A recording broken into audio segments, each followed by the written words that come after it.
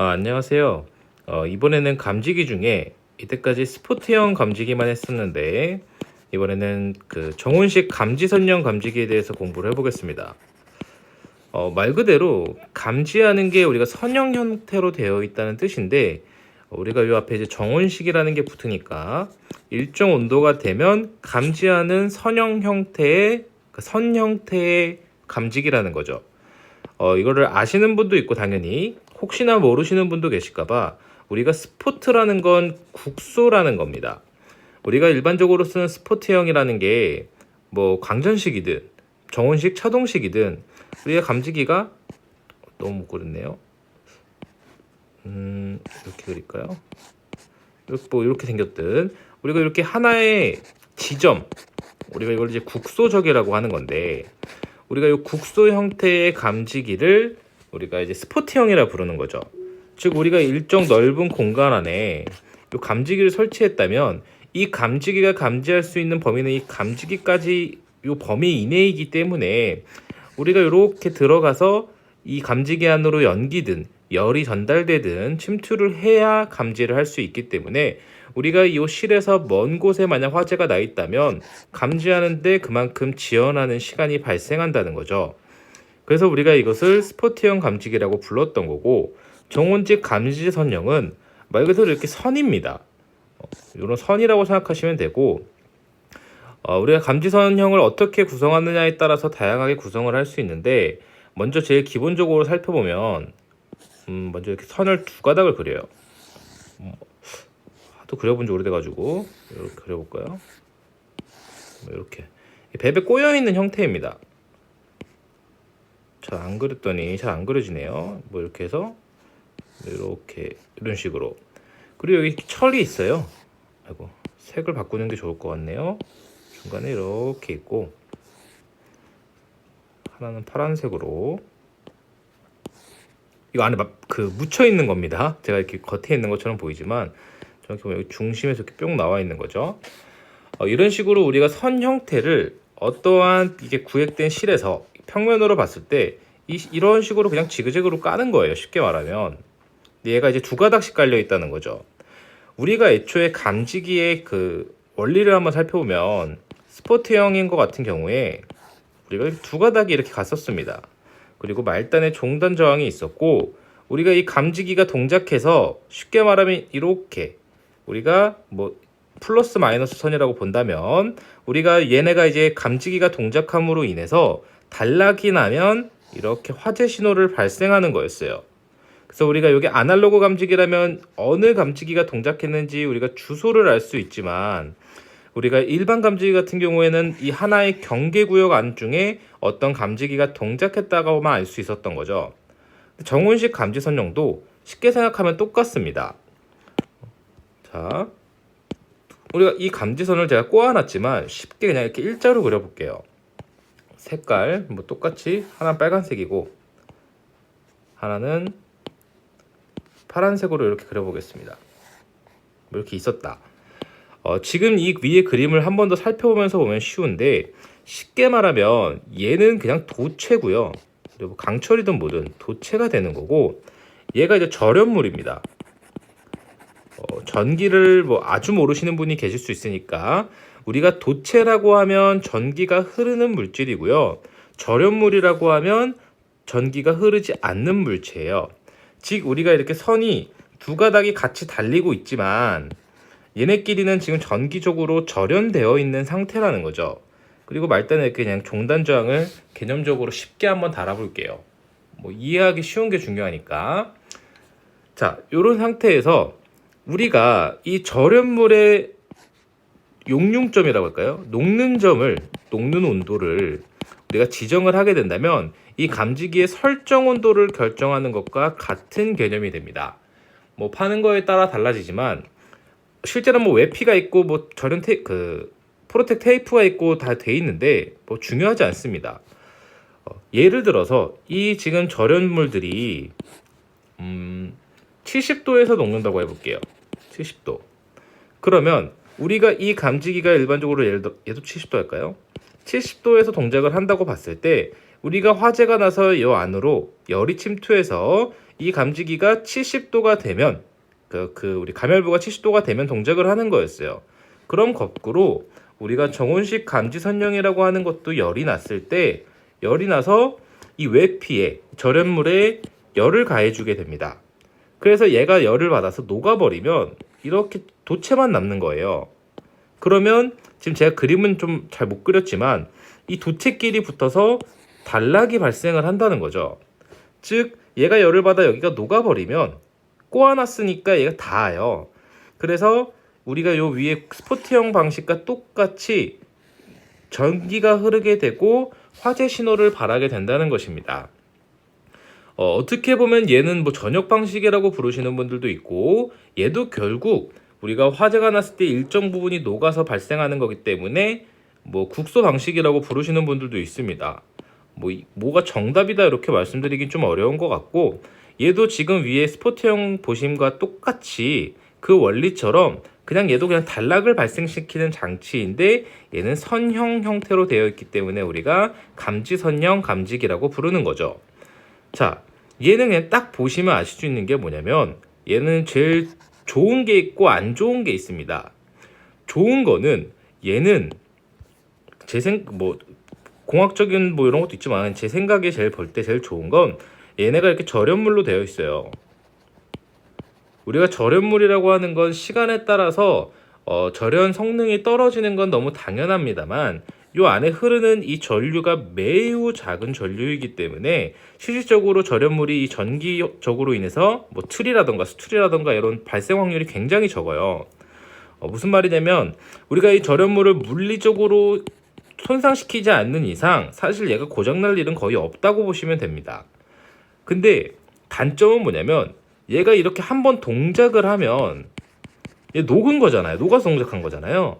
그러면 예를 들어 여기서부터 여기까지가 100m일 수도 있을 거예요. 그럼 이 100m의 감지 선령을 전부 교체해 줘야 되는 게 최고의 단점입니다. 우리가 이런 일반 감지기 같은 경우에는 얘가 동작을 해도 뭐 온도가 내려갔다 다시 동작하면 이게 그냥 재사용이 가능한 아이템이에요. 그래서 우리가 스포트형이라는 건 다 일반적으로 재사용이 가능한 감지기들을 의미하죠. 근데 정온식 감지 선령 같은 경우에는 재사용이 불가능하다는 게 가장 큰 단점이면서 특징이 됩니다. 뭐 실제로 이렇게 그려놨지만 뭐 설치하는 것도 뭐 정식 시공 뭐 이런 게 있긴 한데 사람마다 좀 다르더라고요. 우리가 일반적으로 이렇게 고정 공구를 둬가지고 강철선을 하나 달아요. 강철선을 달고 우리가 뭐 그냥 감지선령을 한 가닥으로 그리겠습니다.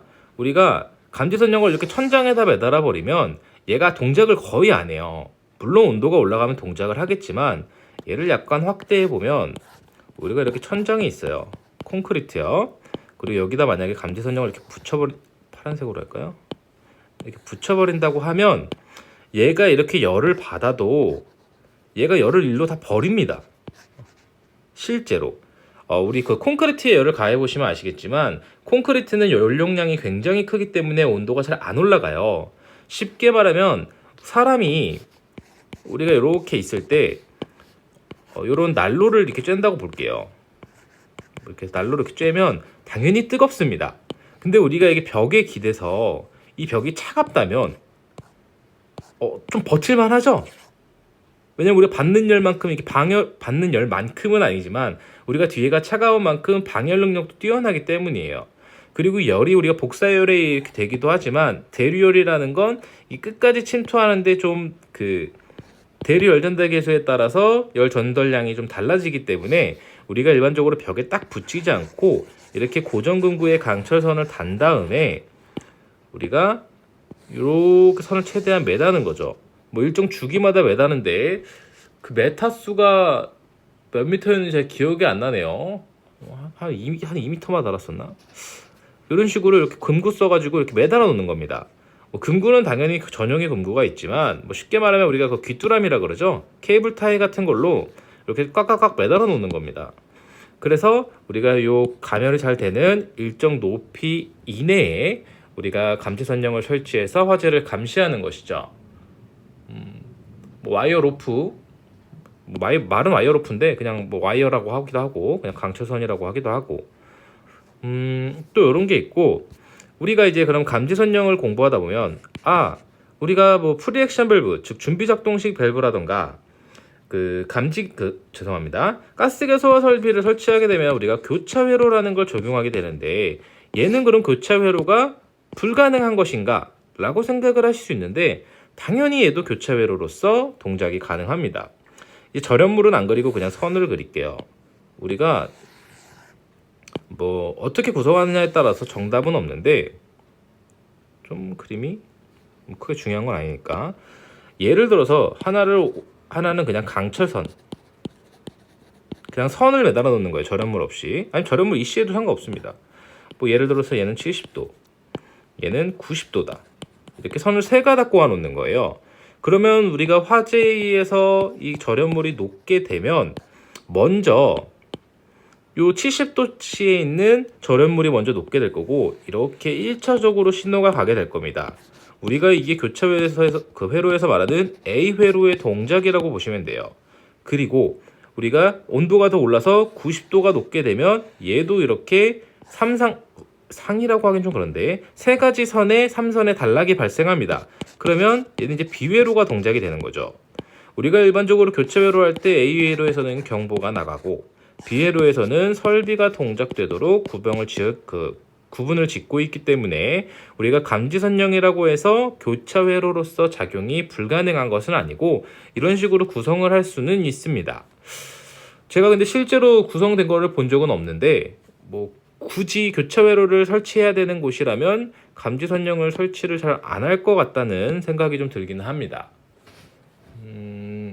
뭐 1종, 2종 이런 거 있는데 이런 거는 뭐 크게 사실 의미가 없을 것 같고 요즘에는 사실 정원식 감지선령을 안 쓰고 뭐 쓰는 곳이 있을 수 있습니다. 광센서 감지기 선령을 많이 쓰는데 왜냐면 광센서는 정원식으로도 자동식으로도 모두 동작시킬 수 있기 때문에 실질적으로 광센서 감지 선령이 점점 많이 개발되고 있습니다. 그리고 광센서로 많이 개발되는 이유 중 하나가 우리가 이 감지 선령의 감지 선령 또는 광센서형도 마찬가지고요. 주로 사용하는 장소가 결국 우리가 긴 장소예요. 큰 장소가 아니고 어떤 형태가 이렇게 긴 장소에 많이 유리해지게 되는데 우리가 이런 게 대표적으로 지하구라던가 공동구라던가 뭐 터널 이런 것들이 있죠. 근데 우리가 지하구나 공동구 같은 경우에 화재 안전 기준이 개정됨으로 인해서 우리가 화점의 위치를 알 수 있어야 됩니다. 근데 감지선령이랑 이제 광센서형이랑 차이가 있는데 자 감지선령은 이렇게 두 가닥으로 그냥 그려보겠습니다. 묶었다 치고 우리가 화재가 나서 단락이 나면 정확히 말하면 기본적인 원리로는 이걸 몇 개 그려주셔야 좀 더 이해가 쉽겠네요. 죄송합니다. 얘를 복사해서